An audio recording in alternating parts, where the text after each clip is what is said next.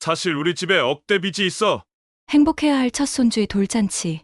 하지만 그날 뜻밖의 고백 한마디가 모든 걸 무너뜨렸습니다. 잔치장은 순식간에 충격과 분노의 아수라장이 되었는데요. 과연 이 가족에게 무슨 일이 벌어진 걸까요? 오늘 이야기도 끝까지 함께 해주시고 무료 버튼인 구독, 좋아요로 응원 부탁드립니다.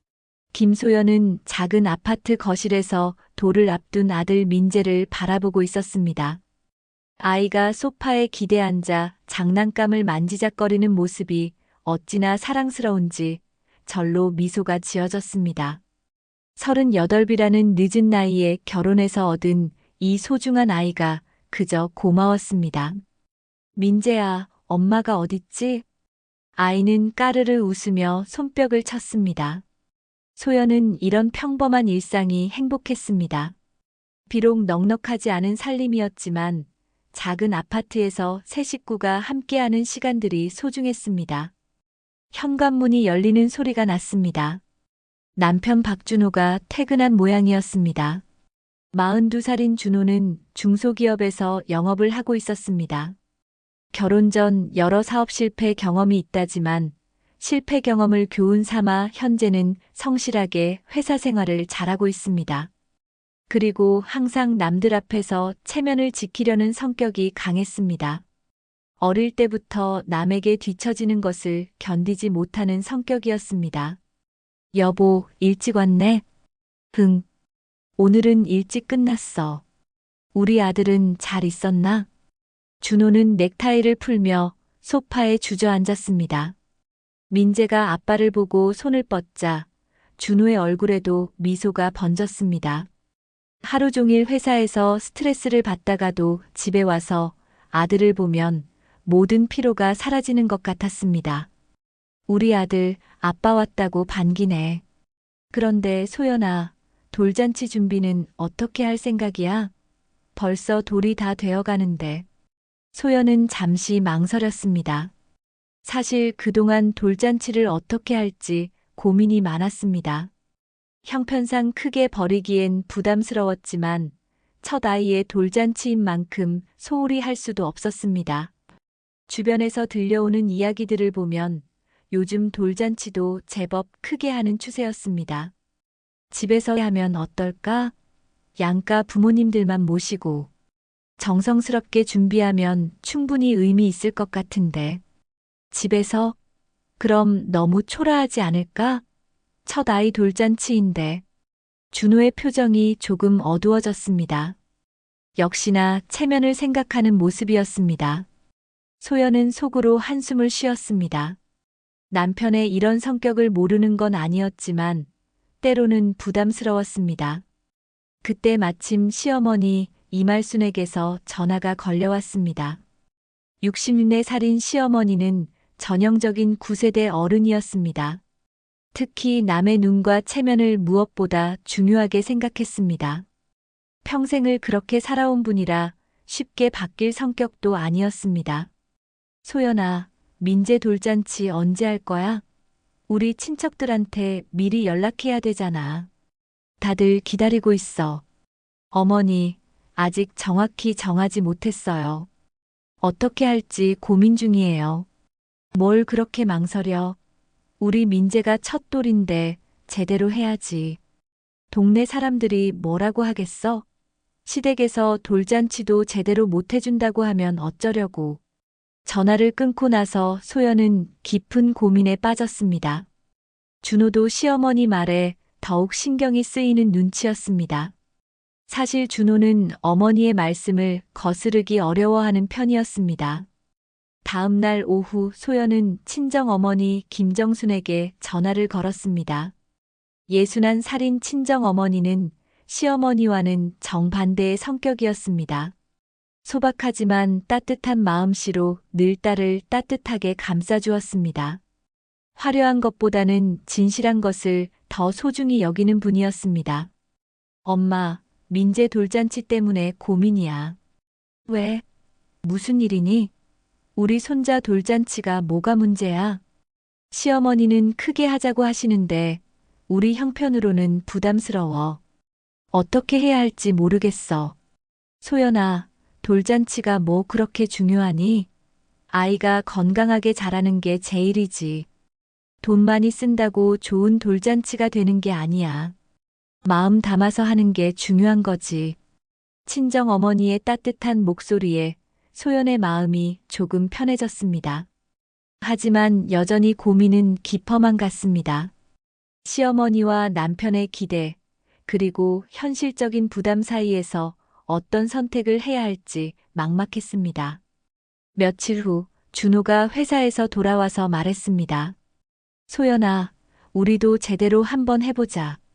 민재 돌잔치 말이야. 남들처럼 말이야. 여보, 우리 형편 알잖아. 무리하면 나중에 힘들어져. 괜찮아. 한 번 정도는 할 수 있어. 우리 아들 첫 돌인데 너무 소홀히 할 수는 없잖아. 소연은 남편의 마음도 이해했습니다. 첫 아이의 돌잔치를 소홀히 하고 싶지 않은 마음. 하지만 현실적인 부담이 만만치 않았습니다. 그래도 가족이 원하는 일이라면 어떻게든 해보려고 했습니다. 그날 밤 소연은 민재를 재우고 나서 혼자 생각에 잠겼습니다. 비록 큰 집안은 아니어도 따뜻한 가족 행사로 만들고 싶었습니다. 돈이 많이 들지 않더라도 정성스럽게 준비해서 모두가 행복한 시간이 되었으면 좋겠다고 생각했습니다. 민재야, 엄마가 너를 위해 좋은 돌잔치 만들어줄게. 우리 형편에 맞게, 하지만 정성껏 준비할게. 소연은 잠든 아이의 볼에 살짝 입맞춤을 했습니다. 마음속으로는 여전히 걱정이 많았지만 아이를 위해서라면 뭐든 할 수 있을 것 같았습니다. 월요일 아침 준호는 평소보다 더 일찍 회사에 출근했습니다. 늦게 입사한 회사라 잘해보고 싶은데 요즘 들어 회사 분위기가 좋지 않았습니다. 경기가 어려워지면서 실적 압박이 날로 심해지고 있었습니다. 매달 팀 회의 때마다 실적 이야기만 나오니 직원들의 얼굴도 어두워져 갔습니다. 박 대리, 이번 달 실적은 어떻게 되고 있어? 팀장의 날카로운 목소리에 준호는 긴장했습니다. 사실 이번 달 실적이 좋지 않았습니다. 거래처들도 경기 때문에 주문을 줄이고 있어서 목표치 달성이 쉽지 않았습니다. 아무리 발품을 팔아도 성과가 나오지 않는 상황이었습니다. 아직 며칠 남았으니까 최대한 노력해 보겠습니다. 이번 주에 몇 군데 더 돌아볼 예정입니다. 요즘 같은 세상에 실적 없으면 팀에서 밀리는 거 알지? 다른 사람들도 다 어려운 건 마찬가지야. 그래도 실적은 내야 하는 거 아니야? 준호는 고개를 끄덕였지만 마음은 무거웠습니다. 그리고 사실 결혼 전 사업 실패로 졌던 빚도 아직까지 남아 있었어요. 게다가 집에서는 돌잔치 이야기가 나오고 회사에서는 실적 압박에 시달리고 어깨가 점점 무거워졌습니다. 이런 상황에서 돌잔치 비용까지 생각하니 머리가 복잡했습니다. 점심시간에 동료들과 식사를 하다가 이런저런 이야기가 나왔습니다. 평소보다 분위기가 무거웠지만 그래도 일상적인 대화는 이어졌습니다. 박 대리는 아들 돌잔치 언제 해? 우리도 갈게. 미리 날짜만 알려줘. 아직 정확히 정하지 못했어요. 곧 정해서 알려드릴게요. 요즘 돌잔치도 엄청 크게 하던데. 우리 조카 돌잔치 갔는데 호텔에서 하더라고. 정말 화려하게 하던데? 맞아. 요즘은 다들 그렇게 하나 봐. 아이들 돌잔치도 예전과는 달라. 준호는 괜히 움츠러들었습니다. 남들은 다 크게 하는데 자신만 초라하게 할 수는 없다는 생각이 들었습니다. 오후에는 거래처를 몇 군데 돌아다녔습니다. 하지만 어디서나 비슷한 대답만 들어왔습니다. 경기가 어려워서 당분간은 주문을 늘리기 어렵다는 것이었습니다. 준호는 점점 초조해졌습니다. 저녁에 집에 돌아와서 준호는 소연에게 말했습니다. 소연아, 돌잔치 좀 제대로 해보자. 동네 뷔페 같은데 말이야. 그 정도는 해야 하지 않을까? 여보, 그런 데는 돈이 많이 들어. 우리가 감당할 수 있을까? 한 번 정도는 괜찮을 거야. 우리 아들 첫돌인데 너무 초라하게 할 수는 없잖아. 다른 사람들도 다 그렇게 하는데. 그때 마침 시어머니가 찾아왔습니다. 이말수는 들어오자마자 돌잔치 이야기를 꺼냈습니다. 평소보다 더 단호한 어조였습니다. 준호야, 돌잔치는 언제 할 거니? 친척들이 자꾸 물어봐서 대답하기가 곤란해.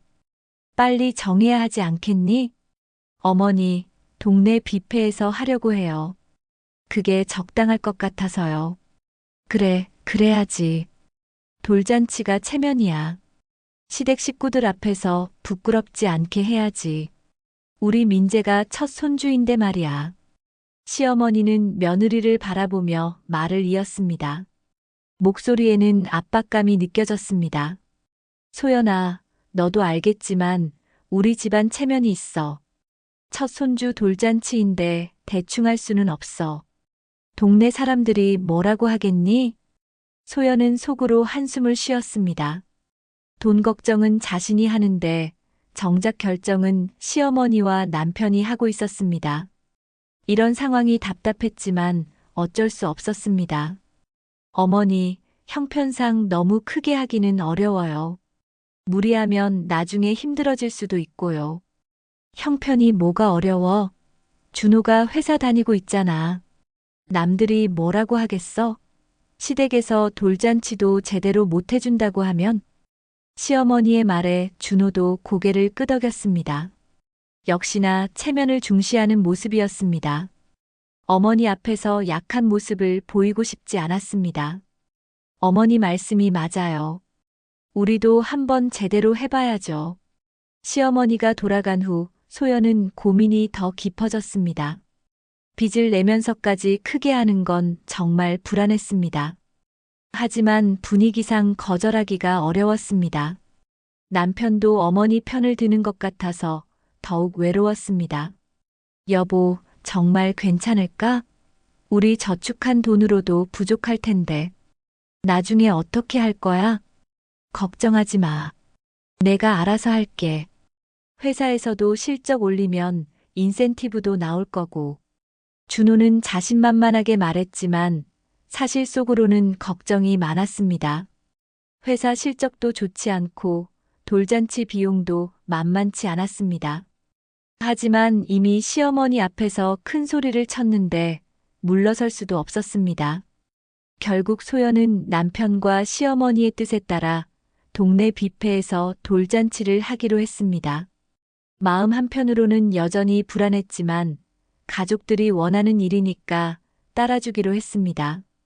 며칠 후 소연은 뷔페 예약을 위해 전화를 걸었습니다. 돌잔치 예약하려고 하는데요. 대략 30명 정도 될 것 같아요. 네, 알겠습니다. 자세한 비용은 오셔서 상담받으시면 됩니다. 소연은 대략적인 비용을 계산해 보니 평소 한 달 생활비보다도 많을 것 같았습니다. 마음이 무거워졌지만 이미 결정한 일이니 어쩔 수 없었습니다. 그날 밤 소연은 민재를 재우면서 복잡한 마음이었습니다. 민재야, 엄마가 너를 위해서 좋은 돌잔치 만들어줄게.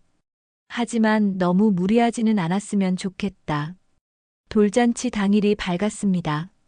소연은 새벽 6시부터 일어나 준비를 시작했습니다.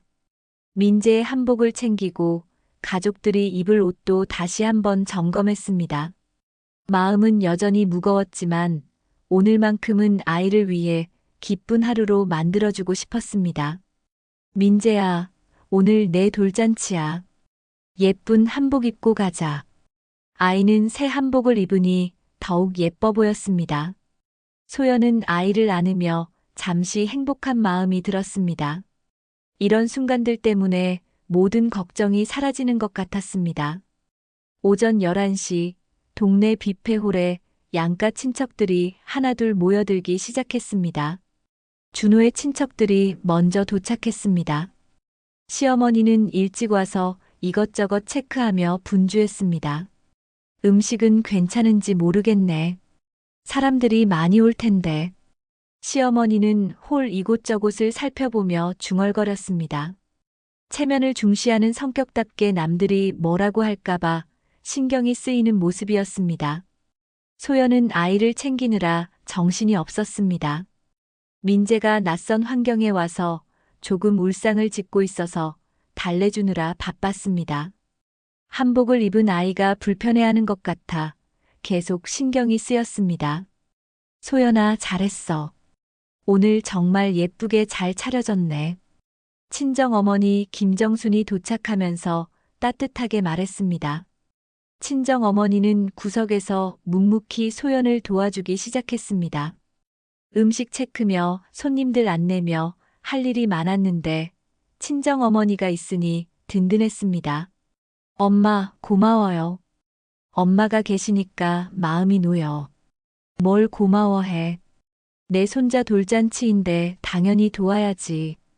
친정어머니는 소연의 어깨를 토닥이며 힘을 내라는 듯 웃어주었습니다. 그런 어머니를 보니 소연의 마음도 조금 편해졌습니다. 준호는 양복을 단정히 차려입고 친척들을 맞이했습니다. 평소보다 더 활기찬 모습이었습니다. 오늘만큼은 좋은 아버지, 좋은 아들로 보이고 싶어 했습니다. 형님, 어서 오세요. 우리 민재 예쁘게 봐주세요. 와, 우리 조카 정말 예쁘게 컸네. 한복 입으니까 더 예뻐.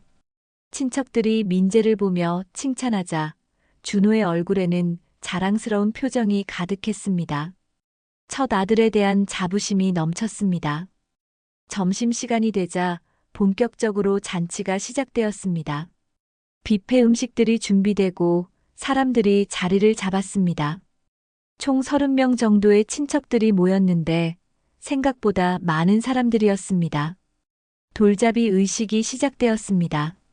상 위에 여러 가지 물건들이 놓여 있었습니다. 붓, 돈, 실, 쌀 등 전통적인 물건들이었습니다. 모든 사람들이 민재가 무엇을 잡을지 궁금해했습니다. 우리 민재, 뭘 잡을까? 돈 잡으면 부자 될 거고, 붓 잡으면 공부 잘할 거고. 시어머니는 기대에 찬 목소리로 말했습니다. 주변 친척들도 하나둘 의견을 보탰습니다. 민재는 잠시 망설이다가 결국 쌀을 잡았습니다. 평생 먹을 것 걱정 없이 살 거라는 의미였습니다. 사람들은 박수를 치며 기뻐했습니다. 좋다, 좋아. 평생 굶지 않고 살 거야. 역시 우리 민재, 똑똑해. 분위기가 한껏 달아오르고 있었습니다. 소연도 이런 모습을 보니 기분이 좋아졌습니다. 아무래도 첫 아이의 돌잔치라 모든 것이 새롭고 의미 있게 느껴졌습니다. 예전에 회사 회식에서도 내가 괜히 흥분해서 말이 많았다니까. 술만 들어가면 자꾸 큰 소리 치게 돼. 오늘은 좀 자제해야지. 생각하면서도 남편 준호는 술을 마시며 분위기를 띄우려 했습니다. 평소보다 더 많이 마시고 있었습니다. 아마도 긴장감과 스트레스 때문인 것 같았습니다. 오늘 정말 기분 좋네요. 우리 아들 돌잔치를 이렇게 성대하게 할 수 있어서. 준호는 잔을 들며 친척들에게 인사했습니다. 하지만 벌써부터 얼굴이 빨갛게 달아오르고 있었습니다. 시간이 지나면서 준호는 점점 더 많이 마셨습니다. 체면과 허영심 때문에 사람들 앞에서 잘 보이려고 애썼습니다. 평소 성격이 그런 편이었는데 오늘은 더욱 심했습니다. 이 집이 굴러가는 건 다 내 덕이지. 내가 얼마나 열심히 일하는지 아세요? 준호는 목소리를 높이며 자신의 자랑을 늘어놓기 시작했습니다. 회사에서의 일, 가정에서의 역할 등을 과장되게 이야기했습니다. 소연은 남편의 모습을 보며 불안해졌습니다. 평소에도 술을 마시면 이런 식으로 말이 많아지는 편이었는데 오늘은 특히 심한 것 같았습니다. 여보, 술 좀 그만 마셔. 아직 시간도 많이 남았어. 괜찮아, 괜찮아. 오늘은 축하하는 날이잖아. 준호는 소연의 말을 대수롭지 않게 넘겼습니다. 오히려 더 큰 소리로 웃으며 친척들과 대화를 이어갔습니다. 친척들 사이에서도 조금씩 어색한 기류가 흐르기 시작했습니다. 준호의 과장된 말들을 듣고 있자니 뭔가 부자연스러운 느낌이었습니다. 평소 준호를 아는 사람들은 오늘 모습이 좀 이상하다고 생각했습니다. 준호 형, 오늘 왜 이렇게 기분이 좋아? 당연히 좋지. 내 아들 돌잔치인데. 그리고 요즘 회사 일도 잘 풀리고 있고. 사실은 회사 일이 전혀 잘 풀리지 않고 있었는데도 준호는 반대로 이야기했습니다. 체면 때문에 좋지 않은 소식은 절대 말할 수 없었습니다. 소연은 이런 남편의 모습을 보며 마음이 무거워졌습니다. 왜 항상 이렇게 허세를 부리는지 이해할 수 없었습니다. 그냥 진솔하게 있으면 안 되는 걸까 하는 생각이 들었습니다. 민재는 이런 분위기를 감지했는지 조금씩 보챘습니다. 아이들은 어른들의 감정을 민감하게 느끼는 법이었습니다. 소연은 아이를 달래느라 더욱 바빠졌습니다. 민재야, 괜찮아. 엄마가 여기 있어. 하지만 아이는 계속 울음을 터뜨렸습니다. 낯선 환경, 많은 사람들, 그리고 어른들의 복잡한 감정들이 아이에게도 전해지는 것 같았습니다. 친정 어머니는 이런 상황을 지켜보며 걱정스러운 표정을 지었습니다. 사위의 모습이 평소와 다르다는 것을 눈치챘습니다. 하지만 사돈집 일에 함부로 끼어들 수도 없어서 조용히 지켜볼 수밖에 없었습니다. 시어머니는 오히려 아들의 당당한 모습을 보며 흐뭇해했습니다. 아들이 사람들 앞에서 당당하게 행동하는 것이 보기 좋았습니다. 하지만 조금씩 과해지는 모습에는 신경 쓰지 못했습니다. 우리 준호가 정말 잘하고 있어. 아들 돌잔치도 이렇게 제대로 해주고. 시어머니는 주변 사람들에게 자랑스럽게 말했습니다. 하지만 소연의 표정은 점점 어두워지고 있었습니다. 돌잔치가 진행되면서 분위기는 점점 무거워져 갔습니다. 준호의 술자리 이야기가 계속 이어지고 있었고 소연은 불안한 마음으로 상황을 지켜보고 있었습니다. 민재는 여전히 보채고 있어서 소연의 신경은 더욱 곤두서 있었습니다. 여보, 정말 술 그만 마셔. 사람들이 다 보고 있어. 소연이 조용히 말했지만 준호는 이미 취기가 올라 있어서 아내의 말을 제대로 듣지 못했습니다. 오히려 더 큰 소리로 웃으며 친척들과 이야기를 이어갔습니다. 아, 괜찮다니까. 오늘 같은 날에는 좀 마셔야지. 축하하는 자리인데. 그때 시어머니 이말순이 친정어머니 김정순에게 다가왔습니다. 평소에도 두 어머니 사이의 관계는 그리 좋지 않았는데 오늘따라 시어머니의 기분이 묘하게 좋지 않아 보였습니다. 댁은 참 편하시겠어요. 딸이 시집와서 이렇게 잘 살고 있으니까. 친정어머니는 무슨 의미인지 몰라 어리둥절한 표정을 지었습니다. 시어머니의 말투에서 뭔가 비꼬는 느낌이 들었지만 섣불리 대답하기 어려웠습니다. 그런 말씀을 왜 하세요? 우리 소연이가 잘못한 게 있나요? 잘못했다는 게 아니라 며느리가 아직도 친정이랑 그렇게 붙어 다니네요. 시어머니의 말에 친정어머니는 당황했습니다. 오늘 돌잔치를 도와주러 온 것뿐인데 무슨 잘못을 했다는 것인지 이해할 수 없었습니다. 무슨 말씀이신지 잘 모르겠는데요. 오늘 손자 돌잔치라서 도와주러 온 것뿐인데 도와주는 건 고맙죠. 하지만 너무 자주 오는 것 같아서요. 며느리가 시댁보다 친정을 더 따르는 것 같아 보기가 안 좋더라고요. 시어머니의 말은 점점 더 직설적이 되어갔습니다. 평소에 쌓여있던 불만이 오늘 터져 나오는 것 같았습니다. 친정어머니는 억울했지만 딸 생각에 참으려고 했습니다. 내가 뭐 좋자고 이러니? 아들이 밖에서 얼마나 애쓰는지 아냐. 그런데 며느리가 친정에만 기댄다고 하면 남들이 뭐라 하겠니? 체면도 걱정되고 애 앞길도 걱정돼서 하는 소리야. 소연은 두 어머니 사이의 대화를 듣고 마음이 더욱 무거워졌습니다. 오늘 같은 날에도 이런 일이 벌어지다니. 아이의 돌잔치가 이렇게 될 줄은 몰랐습니다.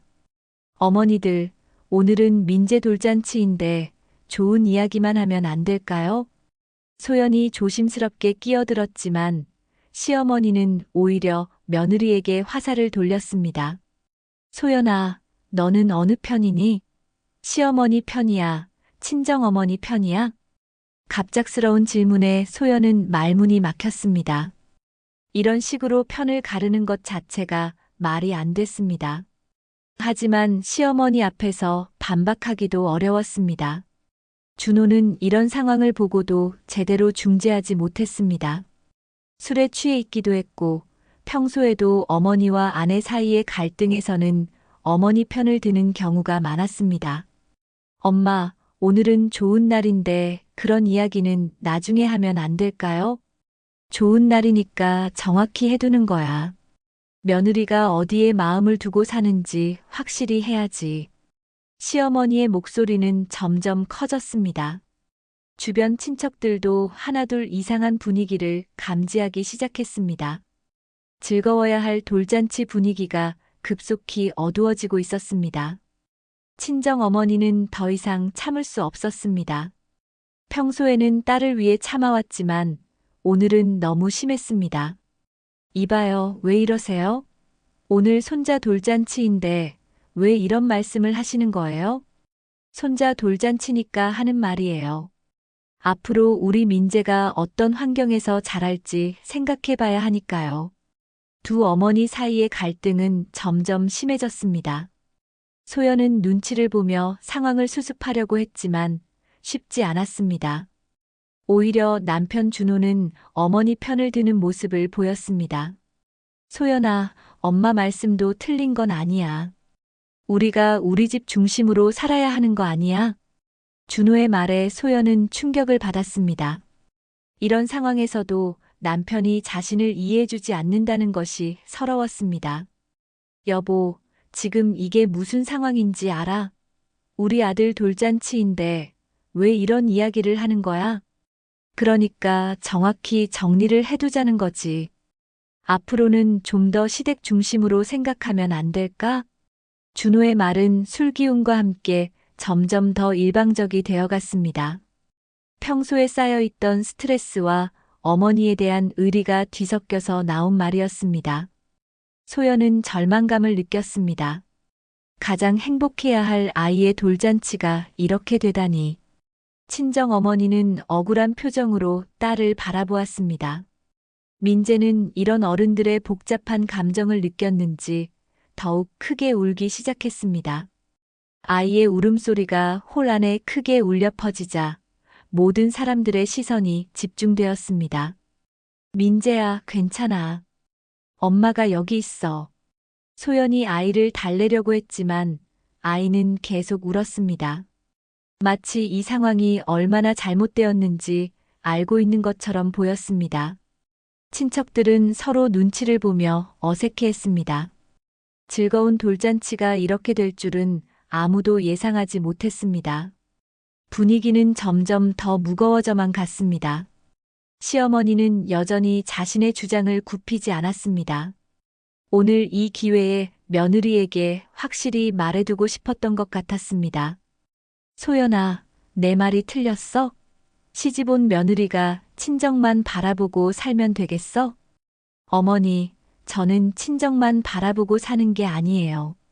그냥 도움이 필요할 때 서로 도와주는 거예요. 도움? 누가 누구를 도와주는 건데?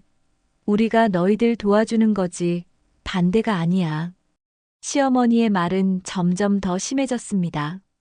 평소에 생각해왔던 불만들이 한꺼번에 쏟아져 나오는 것 같았습니다. 준호는 이런 상황에서도 제대로 된 중재를 하지 못했습니다. 술에 취해 있기도 했고 어머니 앞에서는 늘 그랬듯이 소극적인 모습을 보였습니다. 분위기는 점점 더 악화되어 갔고 즐거워야 할 돌잔치는 이미 엉망이 되어버렸습니다. 소연은 이런 상황을 어떻게 수습해야 할지 막막했습니다. 돌잔치 분위기가 최악으로 치달으면서 소연은 더 이상 견딜 수 없는 상황에 처했습니다. 민재는 계속 울고 있었고 시어머니와 친정어머니 사이의 갈등은 멈출 기미를 보이지 않았습니다. 준호는 술에 더욱 취해 상황 판단 능력을 잃어가고 있었습니다. 여보, 제발 정신 차려. 지금 무슨 일이 벌어지고 있는지 봐.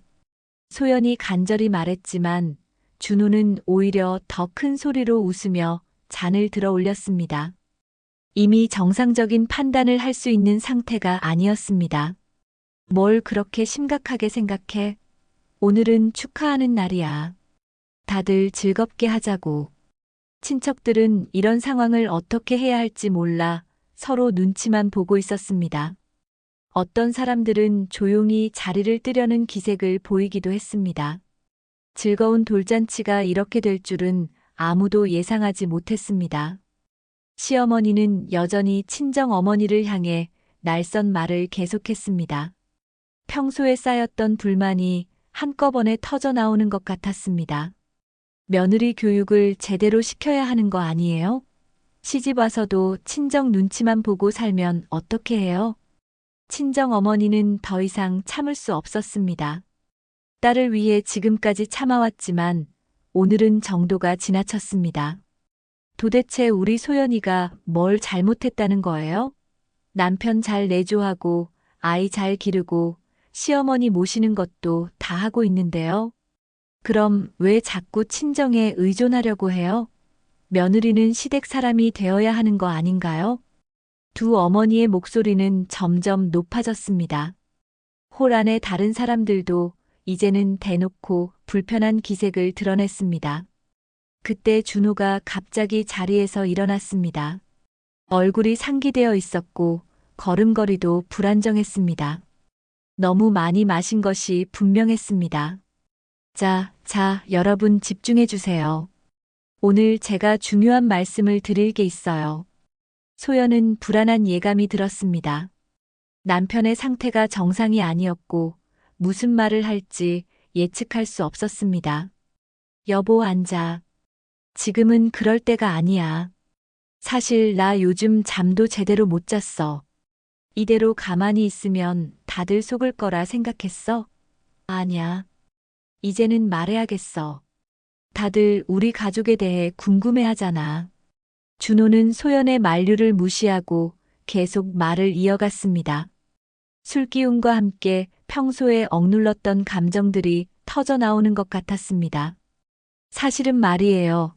우리 가정이 그렇게 넉넉하지는 않아요. 아니, 정확히 말하면 소연은 심장이 쿵쾅거렸습니다. 남편이 무슨 말을 하려는지 직감적으로 알 것 같았습니다. 절대 말하면 안 되는 이야기를 하려는 것 같았습니다. 여보, 제발 그만해. 지금 무슨 말을 하려는 거야? 하지만 이미 늦었습니다. 준호는 술에 취해 자제력을 잃은 상태였습니다.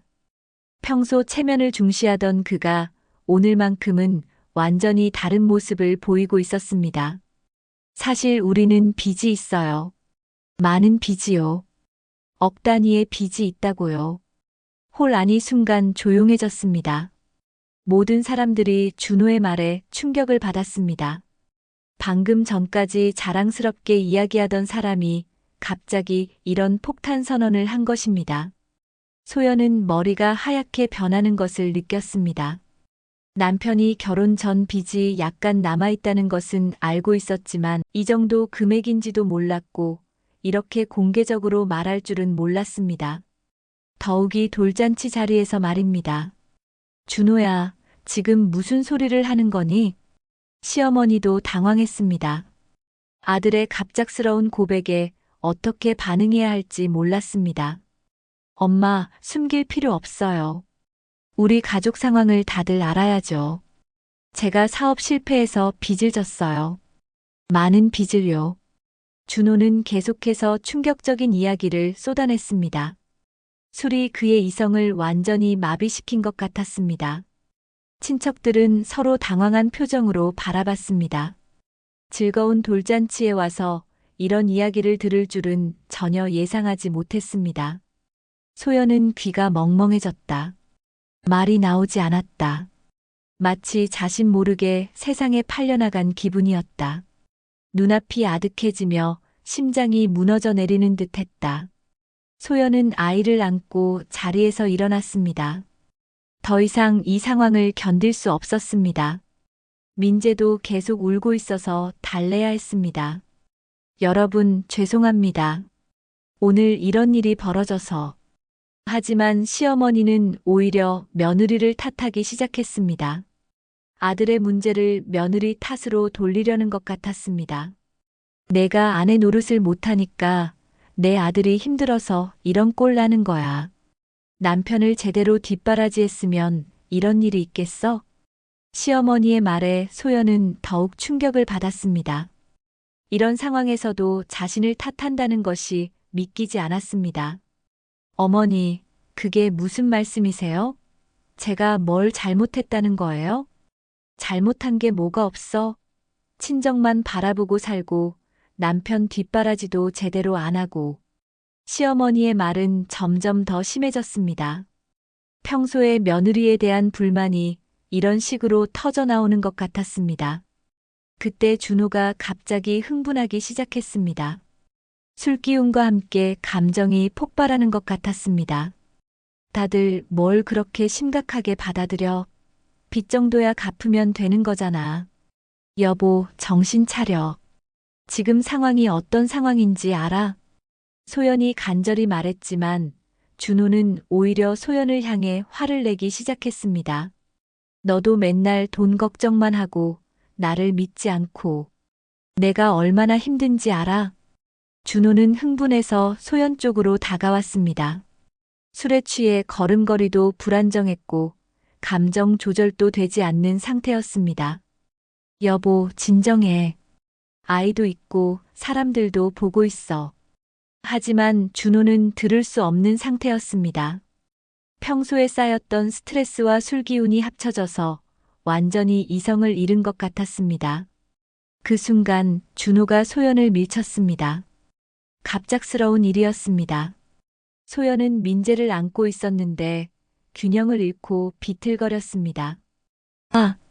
소연은 아이를 보호하려고 애썼지만 상황이 위험했습니다. 민재가 다칠 뻔한 상황이었습니다. 다행히 옆에 있던 친정 어머니가 재빨리 도와주어서 큰 사고는 피할 수 있었습니다. 홀 안은 순식간에 아수라장이 되었습니다. 사람들은 충격에 빠졌고 누군가는 준호를 말리려고 했습니다. 준호야, 정신 차려. 지금 무슨 짓을 하는 거니? 이 사람아, 아이까지 있는데 왜 이래? 친척들이 나서서 준호를 말렸지만 이미 상황은 돌이킬 수 없을 만큼 악화되어 있었습니다.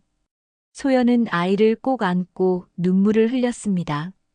첫 아이의 돌잔치가 이렇게 끝날 줄은 꿈에도 생각하지 못했습니다. 돌잔치가 끝난 후 며칠 동안 소연은 마치 악몽에서 깨어나지 못하는 것 같았습니다. 그날의 충격적인 사건들이 계속 머릿속을 맴돌았습니다. 민재를 안고 있을 때 남편에게 밀쳐져서 아이가 다칠 뻔했던 순간이 특히 잊혀지지 않았습니다. 준호는 그 후로 며칠째 집에 늦게 들어오고 있었습니다. 아마도 그날 일에 대해 민망해하는 것 같았지만 정작 사과의 말은 한마디도 없었습니다. 오히려 집 안 분위기가 어색해지자 더욱 집을 피하는 것 같았습니다. 소연은 무너진 마음으로 친정 어머니에게 전화를 걸었습니다. 그날 이후로 계속 고민만 하고 있던 차였습니다. 엄마, 나 지금 어떻게 해야 할지 모르겠어. 소연아, 그동안 많이 힘들었겠구나. 엄마도 그날 일 생각하면 가슴이 아파. 친정 어머니의 따뜻한 목소리에 소연은 눈물이 났습니다.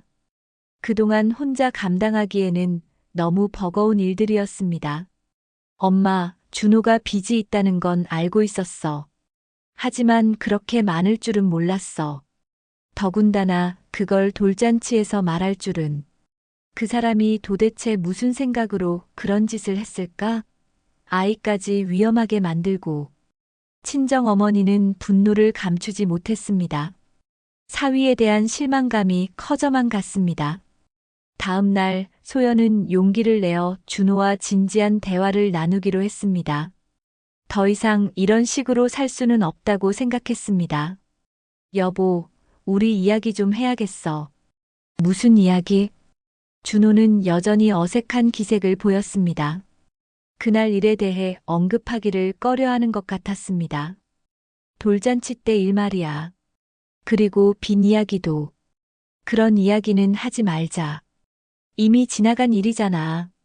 준호는 대화를 피하려고 했지만 소연은 포기하지 않았습니다. 지나간 일이 아니야. 우리가 앞으로 어떻게 살아갈지 결정해야 하는 문제야. 결국 준호는 마지못해 진실을 털어놓기 시작했습니다. 몇 년 전부터 사업에 손을 댔다가 실패했다는 이야기를 전보다 구체적으로 했습니다. 처음에는 작은 사업이었어. 동료가 제안해서 시작했는데 잘 될 줄 알았어. 그래서 빚이 얼마나 되는 건데? 정확히는 억이 넘어. 소연은 다시 한번 충격을 받았습니다. 돌잔치에서 들었을 때보다 더 구체적인 이야기를 들으니 현실감이 느껴졌습니다. 그렇게 큰 빚이 있다는 걸 나한테 미리 말하지 않았어? 말하면 뭐해? 걱정만 끼치는데. 준호의 대답은 변명에 가까웠습니다. 사실은 부끄러워서 말하지 못했던 것이 더 큰 이유였습니다.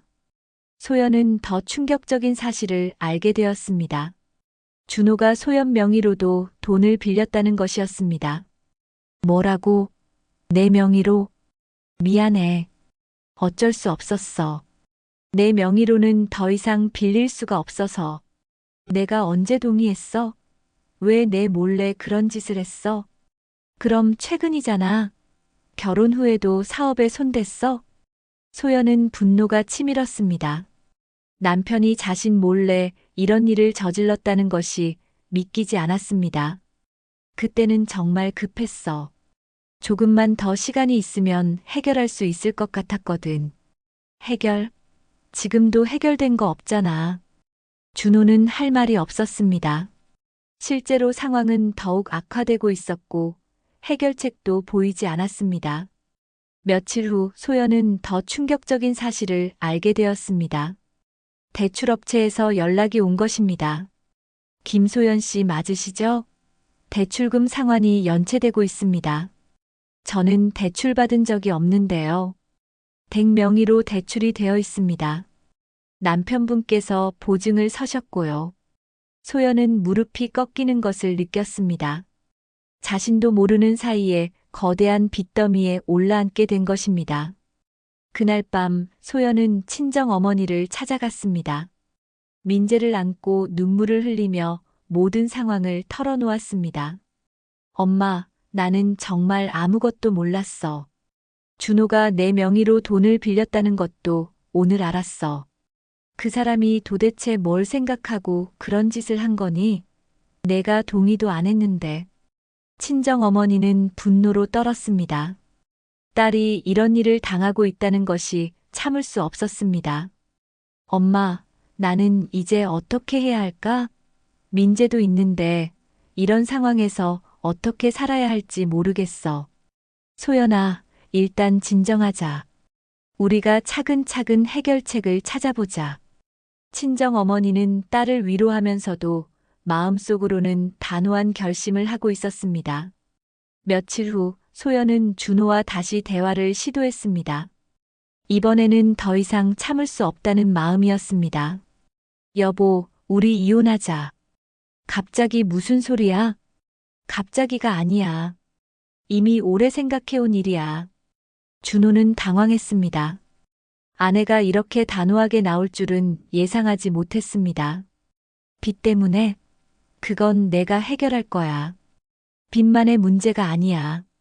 나를 믿지 않고 중요한 일들을 혼자 결정하고 심지어 내 명의로 빚까지 만들었잖아. 소연의 목소리는 떨렸지만 확고했습니다.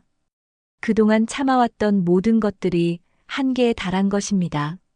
그리고 돌잔치 때 일은 어떻게 설명할 거야? 아이까지 위험하게 만들었잖아. 준호는 그날 일에 대해서는 변명할 말이 없었습니다. 실제로 돌이켜보면 자신도 믿기 어려운 행동이었습니다. 미안해. 그때는 정말 술 때문이었어. 술 때문이라고 다 해결되는 거야? 아이가 다칠 뻔했는데. 소연은 그때를 생각하면 지금도 무서웠습니다. 만약 친정 어머니가 도와주지 않았다면 정말 큰일이 날 뻔했습니다. 소연아, 다시 생각해봐. 우리 민재도 있는데. 민재 때문에 더 이혼해야 하는 거야. 이런 환경에서 자라게 할 수는 없어. 소연은 깨달았습니다. 이제는 참는 것이 미덕이 아니라는 것을. 아이를 위해서라도 끊어야 한다는 것을. 그날 밤 소연은 민재를 재우면서 다짐했습니다. 더 이상 이런 삶을 살 수는 없다고. 아이와 자신을 위해 새로운 길을 찾아야 한다고. 민재야, 엄마가 너를 지켜줄게. 우리 힘들어도 함께 이겨내자. 소연의 눈에는 눈물이 맺혔지만 그 안에는 새로운 결의도 함께 담겨 있었습니다. 소연이 이혼을 결심한 후 친정 어머니는 딸을 위해 적극적으로 나서기 시작했습니다. 혼자서는 감당하기 어려운 상황이라고 판단했기 때문입니다. 소연아, 우리 변호사 선생님께 상담 받아보자. 이런 일은 전문가의 도움이 필요해. 엄마, 변호사 비용도 만만치 않을 텐데. 그런 건 걱정하지 마. 내가 정당한 권리를 찾는 일이야. 친정 어머니의 도움으로 소연은 가정법률 전문 변호사를 만날 수 있었습니다. 변호사는 소연의 상황을 자세히 들어본 후 조언을 해주었습니다. 남편분이 부인 명의로 무단으로 대출을 받은 것은 명백한 불법 행위입니다. 이에 대한 증거를 확보하는 것이 중요해요. 어떤 증거가 필요한가요? 대출 계약서, 통장 내역, 그리고 부인이 동의하지 않았다는 증거들이 필요합니다.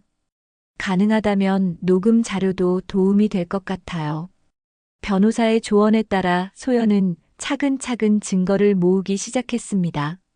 준호가 자신 몰래 대출받은 서류들을 찾아보고 금융기관에도 문의했습니다. 며칠 후 소연은 놀라운 사실을 발견했습니다. 준호가 자신의 서명을 위조했다는 증거를 찾은 것입니다. 이건 분명히 내 서명이 아니야. 서류를 자세히 살펴보니 분명히 자신이 쓴 서명과는 달랐습니다. 준호가 억지로 흉내낸 것이 뻔했습니다. 소연은 이 증거를 가지고 다시 변호사를 찾아갔습니다. 이 정도면 충분한 증거가 됩니다. 남편분의 위조 행위를 입증할 수 있어요. 그럼 이제 어떻게 하면 되나요? 일단 이혼 소송과 함께 재산 분할, 그리고 위조에 대한 민사소송을 준비해야 합니다. 변호사는 구체적인 절차를 설명해 주었습니다. 복잡한 과정이었지만 소연은 포기하지 않기로 했습니다. 한편 준호는 아내가 변호사와 상담한다는 소식을 듣고 크게 당황했습니다. 소연아, 정말 이혼하려는 거야? 응. 이미 결정한 일이야. 그럼 민재는 어떻게 할 거야? 아이에게 아버지가 필요하지 않아? 준호는 아이를 내세워 소연을 설득하려고 했지만 소연의 마음은 이미 굳어져 있었습니다. 민재에게는 건강한 환경이 더 필요해. 이런 상황에서는 아버지가 있어도 도움이 안 돼. 며칠 후 법정에서 첫 번째 조정 절차가 시작되었습니다. 준호도 변호사를 선임해서 나왔지만 증거가 너무 명확했습니다. 피고인은 원고의 동의 없이 원고 명의로 대출을 받았으며 이 과정에서 서명을 위조한 것으로 보입니다. 소연의 변호사가 차근차근 증거를 제시했습니다. 대출 서류, 위조된 서명, 그리고 소연이 전혀 알지 못했다는 증언들이 모두 공개되었습니다. 준호의 변호사는 변명을 시도했지만 역부족이었습니다. 피고인은 가정의 생계를 위해 어쩔 수 없는 선택을 한 것입니다. 하지만 그것이 불법 행위를 정당화할 수는 없습니다. 재판장은 준호의 행위가 명백한 불법이라고 판단했습니다. 또한 돌잔치에서 벌어진 폭행 사건에 대한 증언도 나왔습니다. 그날 현장에 있었던 친척들이 증인으로 나와서 준호가 소연을 밀쳤다고 증언했습니다. 피고인이 술에 취해 원고를 밀쳤고 그 과정에서 아이까지 위험에 처했습니다. 그날은 제가 실수했습니다. 하지만 일부러 한 것은 아닙니다. 준호는 변명했지만 이미 여러 증인들의 증언으로 사실이 확인된 상태였습니다. 시어머니도 법정에 나와서 증언했지만 오히려 며느리를 비난하는 발언을 해서 상황을 더욱 악화시켰습니다. 며느리가 아들을 제대로 뒷바라지하지 않아서 이런 일이 벌어진 겁니다. 하지만 그것이 불법 행위를 정당화할 수는 없지 않습니까? 재판장의 질문에 시어머니는 제대로 답변하지 못했습니다. 오히려 며느리에 대한 편견만 드러내서 준호에게 불리하게 작용했습니다. 친정어머니도 증인으로 나와서 딸이 얼마나 성실하게 살아왔는지 증언했습니다. 우리 딸은 결혼 후에도 남편을 잘 내조하고 아이도 잘 기르고 시어머니도 잘 모셨습니다. 하지만 남편이 빚을 숨기고 심지어 딸 명의로 돈을 빌렸다는 것은 정말 충격적이었습니다. 재판이 진행될수록 준호의 잘못이 명확해졌습니다. 더 이상 변명할 여지가 없었습니다. 피고인의 행위는 명백한 사기이며 가정폭력에 해당합니다. 또한 미성년자인 자녀까지 위험에 빠뜨린 중대한 과실입니다. 재판장은 준호의 행위를 강하게 비판했습니다. 결국 준호는 더 이상 변명하지 못하고 무너졌습니다. 자신이 저지른 일들이 얼마나 큰 잘못이었는지 깨닫게 된 것입니다. 죄송합니다. 제가 모든 것을 잘못했습니다. 준호는 법정에서 고개를 숙였습니다. 평소 체면을 중시하던 그였지만 이제는 더 이상 허세를 부릴 수 없었습니다. 시어머니도 법정에서 벌어진 일들을 보며 충격을 받았습니다. 아들이 이렇게까지 잘못을 저질렀다는 것을 인정할 수밖에 없었습니다. 내가 아들을 잘못 키웠나? 시어머니는 처음으로 자신을 돌아보게 되었습니다. 그동안 며느리만 탓했는데 정작 문제는 아들에게 있었던 것입니다. 재판 결과는 소연에게 유리하게 나왔습니다. 이혼은 물론이고 준호가 소연 명의로 만든 빚에 대해서도 면책을 받을 수 있게 되었습니다. 원고는 피고의 불법 행위로 인한 피해자이므로 해당 채무에 대한 책임을 지지 않습니다. 재판장의 선고에 소연은 안도의 한숨을 쉬었습니다. 드디어 이 악몽에서 벗어날 수 있게 된 것입니다. 법정을 나서는 소연의 얼굴에는 비로소 평온함이 찾아왔습니다. 힘들고 긴 과정이었지만 결국 진실이 승리한 것입니다. 친정어머니는 딸을 꼭 안아주었습니다. 잘했어, 소연아. 정말 잘했어. 소연은 그제서야 눈물을 흘렸습니다. 그동안 참아왔던 모든 것들이 한꺼번에 터져나왔습니다. 법정에서의 승리 후 소연은 민재와 함께 친정집으로 돌아왔습니다. 작은 방이었지만 오랜만에 느끼는 진정한 안식처였습니다. 그동안 짓눌려 있던 마음이 조금씩 가벼워지는 것을 느꼈습니다. 소연아, 이제 정말 끝났구나. 우리 함께 새로 시작하자. 친정어머니는 딸과 손자를 바라보며 따뜻하게 말했습니다. 그동안 딸이 겪었던 고통을 누구보다 잘 알고 있었기에 이제야 마음이 놓였습니다. 엄마, 정말 고마워요. 엄마 도움 없었으면 어떻게 됐을지 몰라. 뭘 고마워해. 내 딸인데 당연한 거지. 이제는 내 잘못이 아니라는 걸 확실히 알았잖아. 친정아버지도 평소보다 말이 많아졌습니다. 사위에 대해 실망은 컸지만 딸이 용기 있게 새로운 길을 선택한 것을 자랑스러워했습니다. 소연아, 내가 옳은 선택을 했어. 참고 견디는 게 능사가 아니야. 때로는 끊어낼 줄도 알아야 해. 소연은 부모님의 지지에 힘을 얻었습니다. 그동안 혼자서 모든 것을 감당해야 한다고 생각했는데 이제는 든든한 지원군이 있다는 것이 무엇보다 큰 힘이 되었습니다. 며칠 후 소연은 새로운 생활을 위한 계획을 세우기 시작했습니다.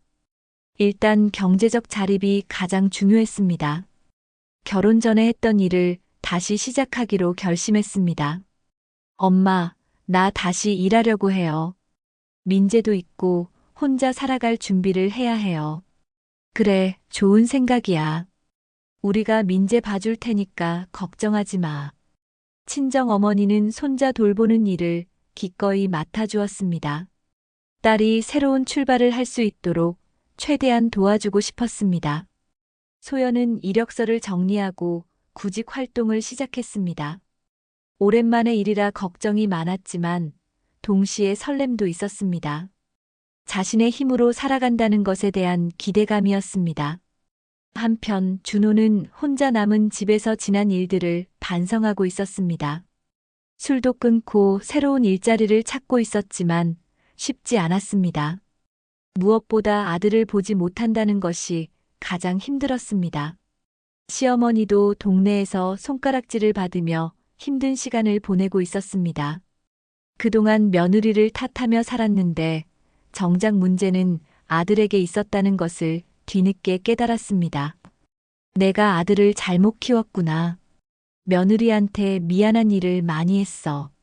시어머니는 이웃들 앞에서도 자신의 잘못을 인정하게 되었습니다. 더 이상 며느리를 탓할 수 없다는 것을 모두가 알게 된 상황이었습니다. 몇 주 후 소연은 괜찮은 직장을 구할 수 있었습니다. 급여는 많지 않았지만 자신의 힘으로 버는 돈이라는 것에 큰 의미가 있었습니다. 엄마, 드디어 첫 월급 받았어요. 우리 딸 정말 대견해. 이제 진짜 새로운 시작이구나. 소연은 첫 월급으로 부모님께 작은 선물을 사드렸습니다. 그동안 도움을 받기만 했는데 이제는 조금이나마 보답할 수 있다는 것이 기뻤습니다. 민재도 친정에서 할머니, 할아버지와 함께 지내면서 밝게 자라고 있었습니다. 아이는 엄마가 늦게 들어와도 불평하지 않았습니다. 오히려 엄마가 돌아오면 더욱 반갑게 맞아주었습니다. 민재야, 엄마가 늦어서 미안해. 아이는 해맑게 웃으며 엄마에게 안겼습니다. 이런 아이를 위해서라도 더욱 열심히 살아야겠다고 다짐했습니다. 시간이 흘러 민재의 두 번째 생일이 다가왔습니다. 작년의 악몽 같은 돌잔치와는 달리 이번에는 조용하지만 따뜻한 분위기로 준비했습니다. 친정 거실에서 할머니, 할아버지와 함께하는 소박한 생일 파티였습니다. 화려하지는 않았지만 진심이 담긴 축하였습니다. 민재야, 생일 축하해. 건강하게 자라서 엄마 자랑하자. 소연은 아이를 안으며 지난 1년을 돌아봤습니다. 힘들고 아픈 시간들이었지만 결국 이겨내고 새로운 시작을 할 수 있게 되었습니다. 친정 어머니는 손자를 보며 흐뭇해했습니다. 우리 민재, 이제 정말 행복하게 클 수 있겠구나. 엄마도 할머니, 할아버지도 다 있고. 엄마, 정말 감사해요. 덕분에 우리가 이렇게 잘 살 수 있어요. 소연의 목소리에는 진심 어린 감사가 담겨 있었습니다. 생일 케이크에 촛불을 끄면서 소연은 마음속으로 다짐했습니다. 나는 더 이상 희생만 하는 아내가 아니다. 민재와 나를 지키는 엄마다. 작년 돌잔치에서는 눈물로 아이를 지켰지만 올해 생일상 앞에서는 웃으며 촛불을 불어줄 수 있었다. 악몽 같은 돌잔치가 이제는 희망의 기억으로 바뀌어 가고 있었다. 이제 소연에게는 확실한 목표가 있었습니다. 아이를 잘 키우고 경제적으로 자립하고 자신의 삶을 당당하게 살아가는 것이었습니다. 며칠 후 소연은 직장에서 승진 기회를 얻었습니다. 성실하게 일한 것을 인정받은 결과였습니다. 축하합니다. 앞으로 더 큰 책임을 맡게 되실 거예요. 감사합니다. 최선을 다하겠습니다. 소연은 자신감이 넘쳤습니다. 이제는 누구에게 의존하지 않고도 충분히 살아갈 수 있다는 확신이 있었습니다. 그날 저녁 소연은 민재를 재우면서 이야기했습니다. 민재야, 엄마가 너에게 보여주고 싶은 게 있어. 진짜 강함이 뭔지 말이야.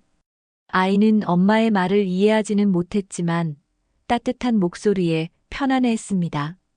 진짜 강함은 참고 견디는 게 아니라 끝내 지켜내는 힘에서 나오는 거야. 엄마가 너를 지켜낸 것처럼 말이야. 소연은 창밖을 바라보며 생각했습니다. 지난 시간들이 힘들었지만 그 경험 덕분에 더 강해질 수 있었습니다. 이제 소연에게는 두려움이 없었습니다. 어떤 어려움이 와도 이겨낼 수 있다는 자신감이 있었습니다. 무엇보다 자신과 아이를 지킬 수 있는 힘이 있다는 것이 가장 큰 변화였습니다. 민재야, 우리 앞으로도 행복하게 살자. 엄마가 너를 위해 더 좋은 세상을 만들어줄게.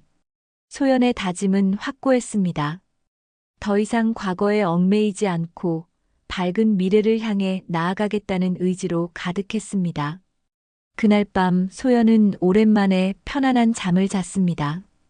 악몽 같은 시간들이 끝나고 진정한 평화가 찾아온 것입니다.